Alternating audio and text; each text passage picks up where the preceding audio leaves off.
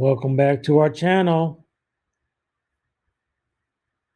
But now these Bucks, you can't beat that. And we're back to school just around the corner. Man, I don't know why they didn't sell out. Yes, sir. Hey, coming next, we got those Jordan 6 Low Fierce Pink. They released on the 24th as well. Hey, and they did not sell out. Is Fierce Pink not in anymore? Or is it just because these are grade school? Let me know. Hey, bro, I'm thinking that grade school, that GS ain't doing so well. So, hey, like my bro say, hey, let us know what you guys, hey, you getting our opinion on what's what. Hey, all we asking for you guys' opinion. Hey, the more you feed us feedback, hey, the more we can provide for you. Because one thing you must know, the Sneakerhead Bros always go bring you honest, not something just to get a view, anything like that. It always go be straight up front in your face, right? So all we asking for is a thumbs up, and then shoot us a comment, and give us some feedback. Yeah, we appreciate that, Sneakerheads. Thanks for watching and subscribe to our channel.